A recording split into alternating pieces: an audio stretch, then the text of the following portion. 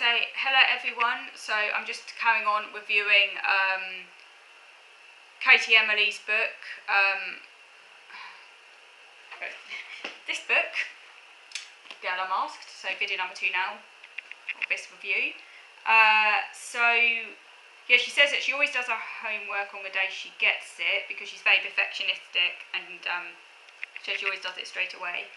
And then she talks about her OCD a bit more.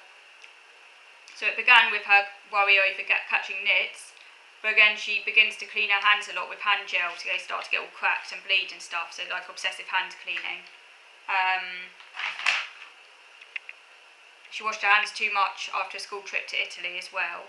And she also has sort of magical thinking OCD where she needs to touch all of the lampposts down her street 3 times to make sure that she doesn't get ill this week. But in her case, it's not that she is so fussed about being ill herself, but she doesn't want to make her family ill. So that's a bit different to me. For me, it was all about the fear of myself getting ill. A little bit worry sometimes about other people getting ill, but it's mainly about myself. Which sounds really selfish, but OCD doesn't choose what you're scared about. You know, it's a mental problem, so it's not like it's got nothing to do with being selfish. It's just what theme your OCD latches onto. But yeah, for me, it's more about. My mum would always say, "Do you not care about anyone but yourself?" But you know, OCD doesn't. You don't choose what. It's mental. You know, it's a mental disorder. So, but yeah, she talks about some of her intense interests, such as a TV program, Pretty Little Liars. It's called. I've never heard of that. That was her latest obsession, and she'd rewatch episode after episode. With regards to OCD, she knows the thoughts are hers, even though they don't feel like they are hers. That's interesting because my OCD thoughts always feel 100% mine. I never have that sense of them being separate to me, which is interesting. She also gets a voice in her head telling her that she needed to hurt herself to stop bad things happening to people she cared about. She had thoughts of hurting other people, OCD thoughts, she wouldn't carry them out, OCD thoughts of hurting other people, and she had to carry out rituals to make sure she didn't, and that's called harm OCD. She was just very, very distressed by the thoughts of hurting others. She talks about how OCD thoughts are ego-dystonic, meaning they do not line up with a person's values, and so they're very distressing. Now that's different to my experience, because I think that my OCD is pretty ego-syntonic, and that might be part of the difficulty in terms of me getting better from it or recovering, is that I've never had this sense that it's like alien to my values. To me it seems really logical avoiding illness. And I think that's also part of the reason why I feel different to other people with OCD, and also might be part of the reason why I haven't got depressed from it, although that might just be because I'm not prone to getting depressed, because at least I scored the lucky card on that one. It's not to say I won't ever get depressed, it's possible, any time, anyone can get depressed at any time, I've just been lucky so far. But it might partly be because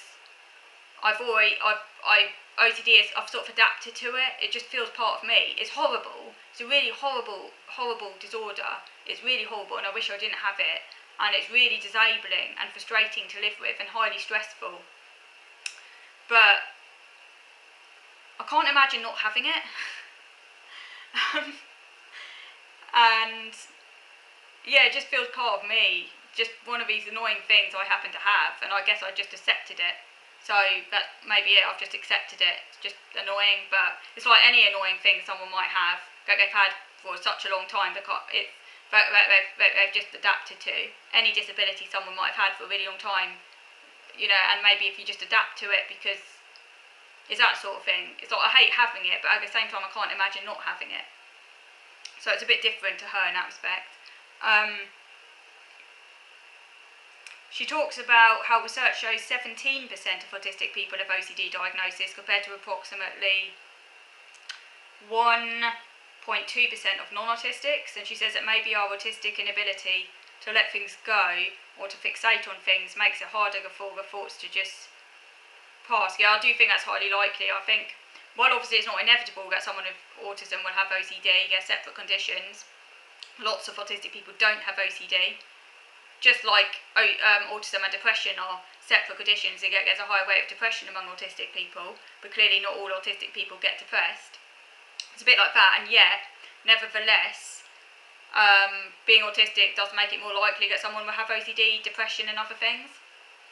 And whether or not you get it or not just depends on, I guess, what genes you've inherited, their interaction, what experiences you have, and how your autism affects you. And I think maybe for some autistic people there might be a predisposition towards OCD because of the very black and white thinking, and maybe if you latch on to certain things like health and safety and you're autistic, that might be hard for you to then let it go because of those very repetitive thought patterns, and then that could potentially turn into OCD. And also, being highly stressed and confused because of autism might also act as a trigger for OCD if you are already predisposed to have OCD. So it's not inevitable, but autism can be a factor for some people, I think. Certainly for me, it has been. So Emily tells pastoral support at school about her issues, and OCD is mentioned.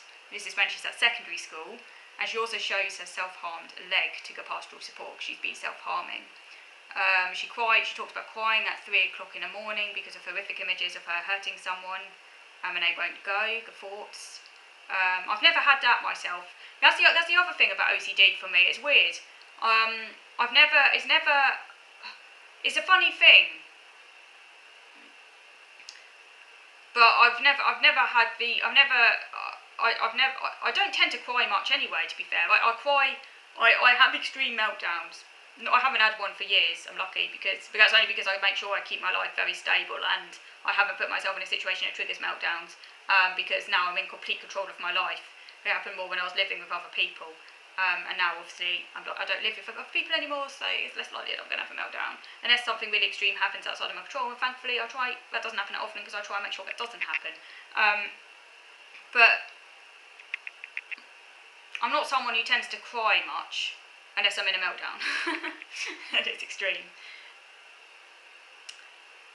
But I also tend to recover from them quite quickly, which is interesting.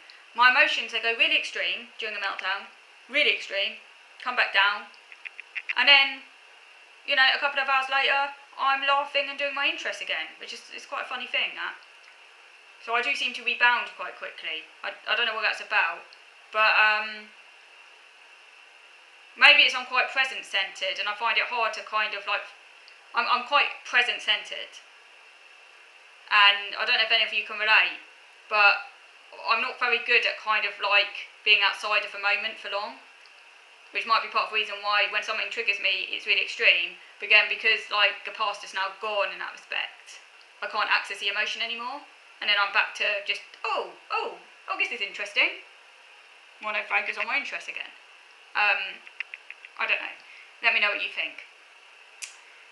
But OCD hasn't made me depressed, but she's got depression as well. So she talks about how she often runs away from school now in panic.